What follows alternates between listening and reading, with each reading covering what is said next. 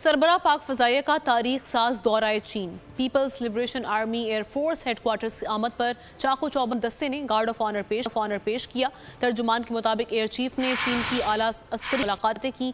Air chief ने चीनी वज़ीर दिफा और पीपल्स लिबरेशन आर्मी एयरफोर्स के कमांडर से मुलाकात की। एयर चीफ की सरबराह की जानिब से मुलाकात भी हुई और मुलाकातों में बाहमी दिलचस्पी के उमूर, इलाकाई सलामती की सूरत हाल पर बातचीत हुई। सरबराह पाक फ़ज़ाइया ने चीन की आला अस्करी क़यादत से तारीख साज मुलाकातें की हैं। एयर चीफ ने कहा कि पाकिस्तान चीन के साथ मजबूत ताल्लुकात को कदर की निगाह से देखता है। पाक चीन ताल्लुकात तमाम अहम उमूर में हम आहंगी पर मबनी हैं। डिजिटल लोन स्कैम, आवाम को कर्जों के जाल में फंसाकर लूटने वाले भेड़िए बेनकाब। बोल की काविशें बारावर साबित हो गईं। ऑनलाइन कर्ज माफिया के गिर्द घेरा तंग हो गया है।